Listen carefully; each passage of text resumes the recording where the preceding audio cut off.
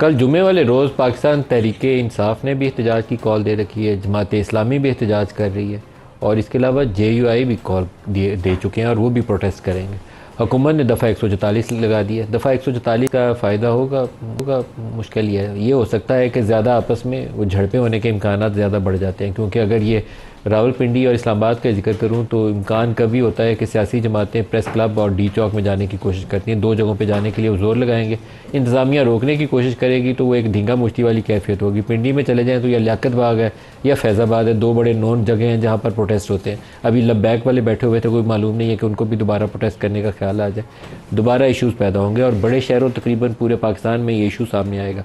क्यों, इसकी क्या वजूहत हैं कि ये दफ़ा 144 लगाई गई 3 रोज़ के लिए? वजह उसकी एक ही है कि PTI वाले इकट्ठे ना हो पाएँ। मेरी ज़ाती राय में अगर हुकूमत उनको फ्री हैंड देती तो हो सकता है कि उनको पंजाब वाली हद तक काफ़ी शहरों के अंदर ज़्यादा लोगों को मोबिलाइज़ करते हुए दुश्वारी पेश आती।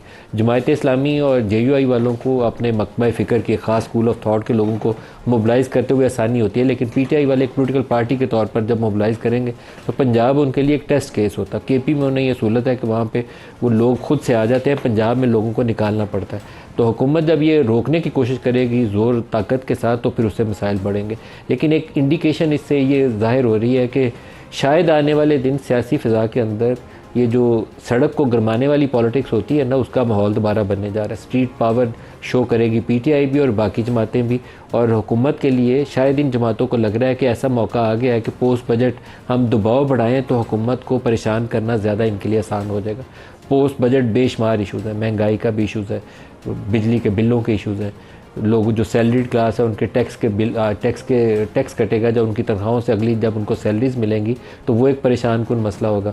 जो दूध के डब्बों के ऊपर हुकूमत ने टैक्स लगाया है, जब वो डब्बा लेने अब जाते हैं तो उसके ऊपर 76 रुपये फ़ी लीटर जब इजाफी देते हैं तो हर एक घर का जो बजट है वो तकरीबन उसका बैलेंस ऑफ हो चुका है।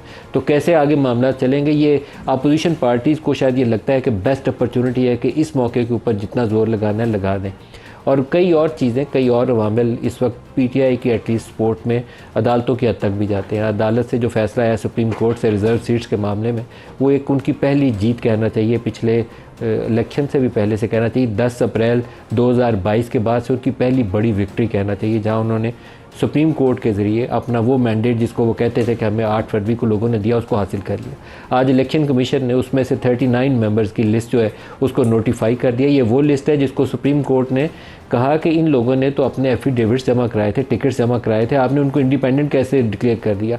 तो बोझ उन्होंने इलेक्शन कमीशन पर डाला कि आपने तो हमारे फैसले की गलत तशरीह की। तो इलेक्शन कमीशन ने आज उन 39 मेंबर्स के तो नोटिफाई कर दिए, साथ ही उन्होंने एक विंडो क्रिएट की है मामले को ड्रैग करने के लिए। वो सुप्रीम कोर्ट में चले गए कि बाकी 41 के मामले में तशरीह चाहिए। अब 9 या 10 सितंबर तक सुप्रीम कोर्ट की छुट्टियां हैं, सुप्रीम कोर्ट बैठेगी तो फिर मामला आगे चलेंगे, तो मामला अभी लटक जाएगा। एक और वजह से भी लटका कि हुकूमत की कोशिश ये थी कि इसके ऊपर रिव्यू फाइल किया जाए, किसी तरीके से थोड़ी बहुत रिलीफ हासिल की जाए। तो सुप्रीम कोर्ट के अंदर भी इशू सामने आया कि काजी फायजी साहब, जिसके मतलब हुकूमती वज़रा का दावा है, मैं नहीं कह रहा, हुकूमती वज़रा का दावा है कि काजी साहब जल्दी रिव्यू लगाना चाहते थे, लेकिन बाकी 2 जजेज़ ने कहा छुट्टियों के बाद रिव्यू लगाएंगे। तो हुकूमत इसके ऊपर बहुत परेशान है, बल्कि मुझे लगता है कि पैनिक कर रही है बेशुमार वजूहात की बिना पर, और वो उनको मालूम होगा कि वो वजूहात क्या हैं, लेकिन वो सियासी भी हो सकती हैं, लीगल इश्यूज़ भी हो सकते हैं, और ये जो इकनॉमिक चैलेंजेस आ रहे हैं वो भी हो सकते हैं। आज एक उमर अयूब साहब ने बयान जारी किया है और उस बयान से भी कुछ एक नई पॉलिटिक्स का जो ट्रेंड है वो ज़ाहिर हो रहा है। पिछले कुछ अरसे में PTI के जितने बयानात थे वो आर्मी चीफ को टारगेट करते थे। बुशरा बीबी के हवाले से भी, उनकी सेहत के हवाले से भी खबरें आई, तो इमरान खान ने कहा कि आसिम मुनीर मैं तुम्हारा पीछा करूंगा, ये अल्फाज उनके रिपोर्ट किए गए अगर बुशरा बीबी को कुछ हुआ। लेकिन आज उमर अयूब ने बिल्कुल एक मुख्तलिफ बयान जारी किया, सुनिए, उन्होंने फिर आगे गुफ्तगू बढ़ाते हैं। शहबाज शरीफ और ये PDM की हुकूमत जो है ये बदकिस्मती के साथ पाक फौज और तहरीक इंसाफ को आमने सामने कर रही है। शहबाज शरीफ और ये लोग अपने नापाक अजाइम निकालना चाहते हैं, ये इंशाअल्लाह ताला हम कभी नहीं होने देंगे, और ना ही सिपह सालार या जनरल आसिम मुनीर ये होने देंगे। अब ये मालूम नहीं है कि उमर अयूब के ये ज़ाती जज्बात हैं, क्योंकि उनका एक ऐसी फैमिली से ताल्लुक़ है कि जिनके जज्बात फ़ौज के हवाले से हमेशा मुस्बत ही होने चाहिए, या ये उनकी पार्टी पॉलिसी है। तो प्रोग्राम में इसके ऊपर भी बात करेंगे। हमारे साथ जो आज शुरा हैं डॉक्टर निसार जट साहब हैं, पाकिस्तान तहरीक इंसाफ से MNA भी हैं, और आज ये नोटिफाई भी हो गए, इसलिए मैं PTI के MNA के तौर पर इनका तारुफ करवा रहा हूँ, और उनके सीनियर रहनुमा भी हैं। डॉक्टर तारिक फजल चौधरी साहब हैं पाकिस्तान मुस्लिम लीग नवाज से, और सेनेटर पलूशा खान है पाकिस्तान पीपल्स पार्टी से। सबको खुश आमदीद कहता हूँ। डॉक्टर साहब, ये जो क्लिप चला उमर अयूब का, ये नई कोई पार्टी लाइन है कि आर्मी चीफ के लिए गुंजाइश लगता है कि आपके दिलों में पैदा हुई है, या कोई आपस में मोहब्बत के लिए कोई रास्ते तलाश कर रहे हैं आप? जी बहुत बहुत शुक्रिया आपका। मलिक साहब, मैं आपको बात बताऊँ, जो सन 9 मई है ना, पहले तो मैं इसको कंडेम करता हूँ। और आपने उसको सानिया का, ये अच्छी बात है, ठीक है, इसे मैं कंडेम करता हूँ। और इसके बाद हमने एक रिक्वेस्ट की कि हमने कहा कि इसकी ट्रांसपेरेंट इंक्वायरी करानी चाहिए। हमें बहुत सारे तहफ़्ज़ात हैं इसके ऊपर।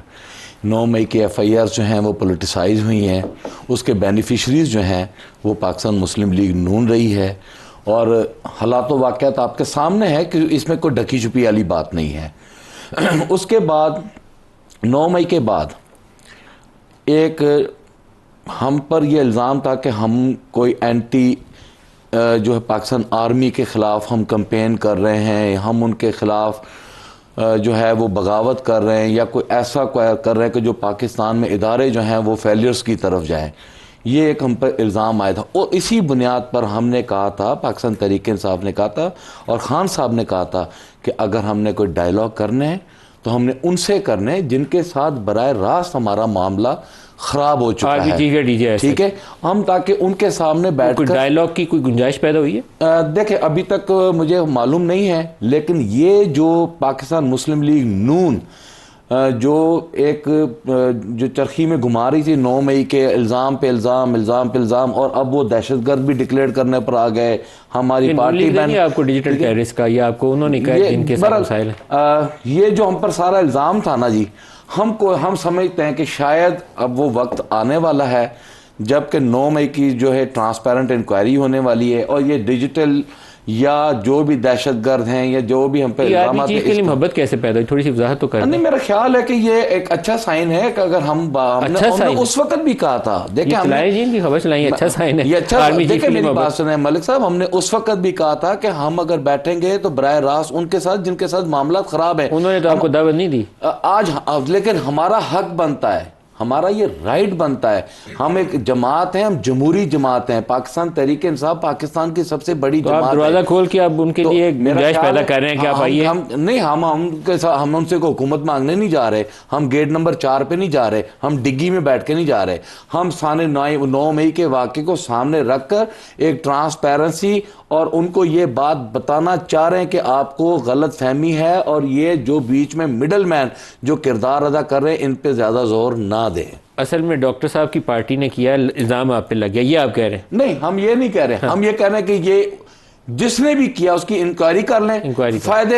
फायदा इन लोगों ने उठाया, नहीं उठाया। 9 मई की आ जाएं, डॉक्टर साहब बैठे हैं, मेरे भाई हैं, मेरे लिए बड़े मोहतरम हैं, ये बैठ जाएं। मैं इनको साबित कर देता हूं कि 9 मई की FIRs को इलेक्शंस में कैसे पोलिटिसाइज किया गया, कैसे हमारे वर्कर्स को हमारे बड़ी मोहब्बत पैदा हुई है आर्मी चीफ के लिए इनके दिल में। आज कोई खास वजूहात है इसकी?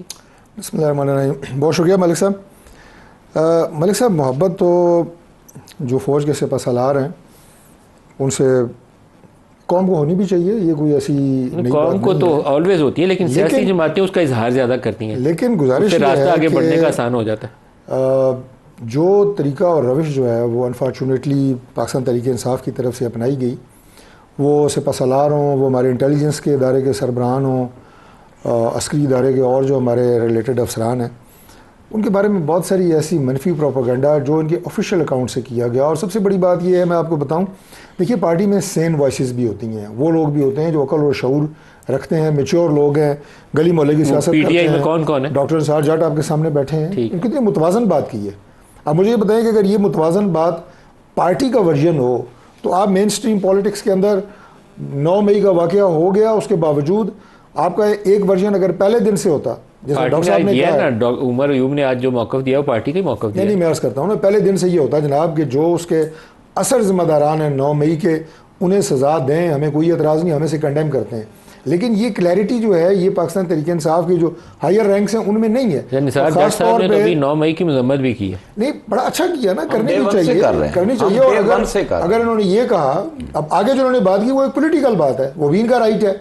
इन्होंने कहा जी कि उसका जो बेनिफिशरी है वो मुस्लिम लीग नून है। देखिए, मैं अगर एक बहैसियत एक पॉलिटिकल वर्कर के या एक कैंडिडेट के जो इलेक्शन लड़ रहा हो, अगर मैं कोई गलती करूँगा तो मेरा फायदा कुदरती तौर पे मेरे उस उम्मीदवार को होगा जो मेरे मुकाबले में अच्छा, इलेक्शन लड़ रहा आप है। दोनों जमातें ये तो दो दो दिनों के बात अंदर, है। कल हमारे वज़ीर आज़म शहबाज शरीफ साहब बड़े दुखी थे और बस उनके आंसू निकलने बाकी रह गए। तो कह रहे थे बड़ा ही दिल खराश मंजर, किसी आंख ने आज तक नहीं देखा, वो जो आर्मी चीफ के मतलब इन्होंने बातें की हैं। आज ये कह रहे हैं आर्मी चीफ ये काम ही नहीं होने देंगे। मतलब दोनों को मुकाबला चल रहा है कि किसको ज़्यादा जल्दी आर्मी चीफ जो है ना वो गले लगाते हैं।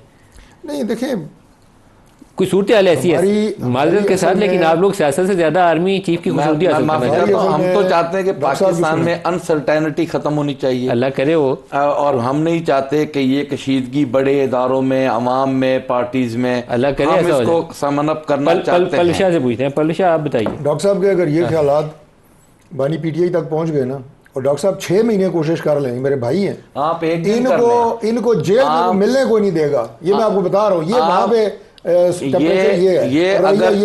अगर एक दिन जाके मिन्नत समाजत कर लेना, खान की बड़े दिल का मालिक माफी दे देगा।